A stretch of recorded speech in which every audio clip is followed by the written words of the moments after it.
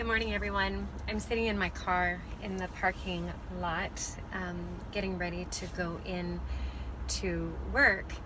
And I'm just loving epiphanies. I love epiphanies. I love things that come as a revelation to my heart, that impact my mind and my thinking. And I wanted to take a second to just share some thoughts with you this morning. Do you ever say, my body has a mind of its own? Or do you ever talk about the fact that you feel of two minds? The fact is that's actually incredibly true. You are of two minds, and actually you're of three minds. You have got two very specific minds in you. One is your conscious mind and one is your subconscious mind. And the third is super consciousness, which is the mind of God in you. It is the mind that tells you who you are as God sees you. It is the life of God that dwells in you, that is drawing you to a place of perfection and reminding you of your perfection, reminding you of how God sees you, which is very cool and would take a long time to really deep dive into, but super powerful. But conscious mind, subconscious mind, we've talked about this before. Conscious mind actually is the mind that you function with. It's the one that you operate, you make your decisions around. But what is crazy amazing is that it represents a very small portion of how you really function. Really represents like 3 to 8%, let's say. The rest of you is your subconscious mind, which is, that 90, mid 90, high 90 actually, percentage of really how you do things. The subconscious mind is the mind of your body. My body has a mind of its own. Welcome to your subconscious mind. That is the mind that tells your body what to do. It tells your body how to behave. I got to thinking about this and I thought, would we actually ignore our subconscious mind, our the work of our subconscious mind, if we actually knew how to reprogram it? This is an area of lots of conversation, lots of discussion.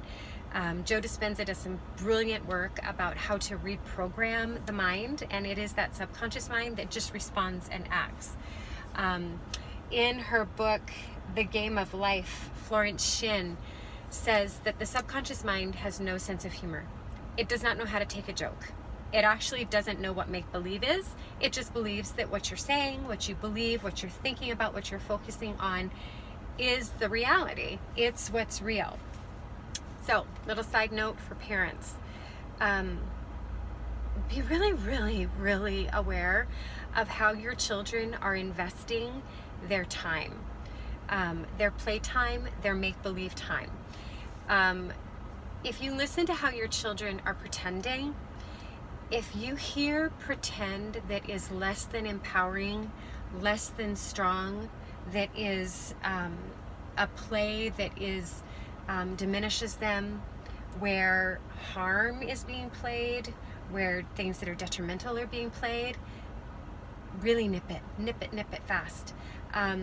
If your children are investing a lot of time in watching TV shows or playing video games where there is a lot of aggression and fighting and a wrong kind of power, really be mindful of the fact that they are investing so much energy into things that are bad that they never would want. We would never want to be produced in their lives.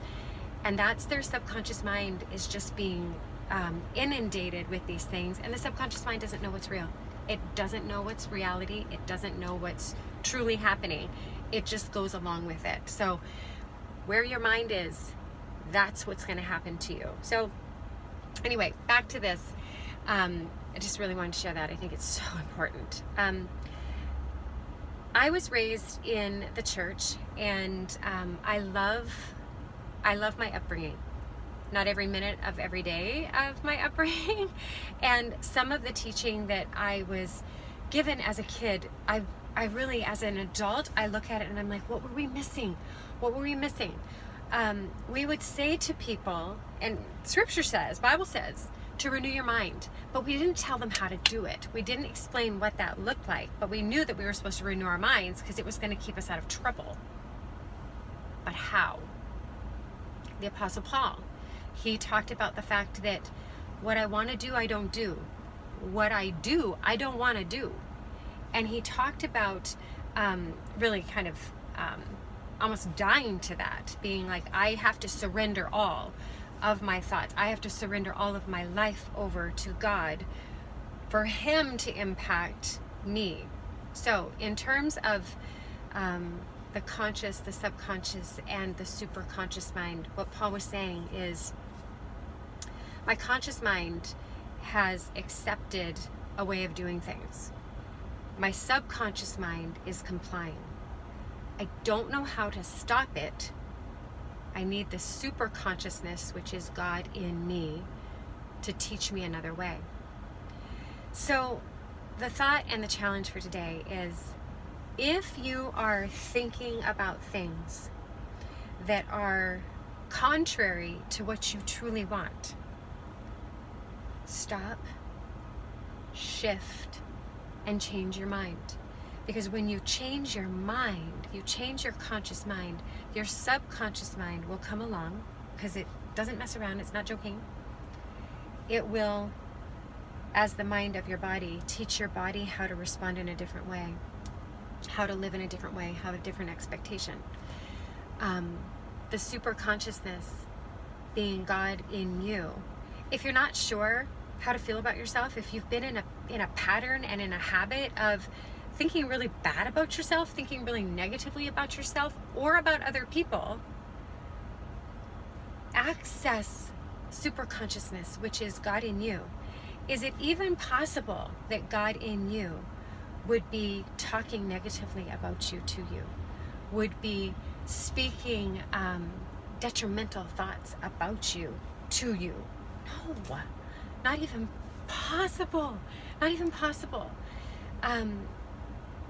If everything that we have come to know about God is that God is love, that God trains us and teaches us, that everything that we need to know about the laws of life and love and goodness are in us, then there is nothing of that that is not pure and perfect and new and on track for your goodness.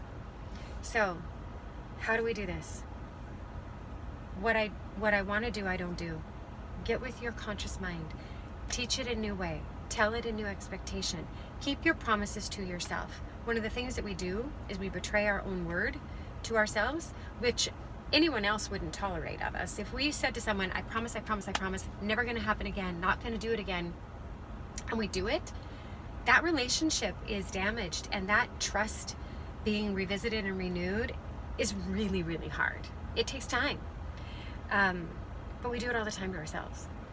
I'm not going to do this. I'm not going to do this. I'm not going to do this. It's not good for me. I know it's not good for me. This is my intention. I'm not going to do it. Or I'm going to start doing something. This is my intention. I'm going to start doing it. We get a little ways into it. Joe Dispenza says the first hour is great, totally on par. Then something comes in, a thought comes in, and it throws us off kilter. And what do? We go back to the things we don't want to do. We find ourselves doing them. And what happens? We don't trust ourselves. Our subconscious mind goes, nope.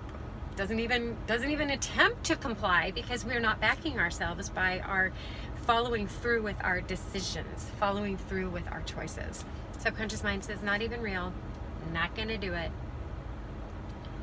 And we find ourselves at the end of the day saying, gosh, I didn't do it. I didn't do what I said I was going to do. And I did what I said I wasn't going to do. And I did it again. And then we're stuck in shame. And we're stuck in this feeling of unworthiness.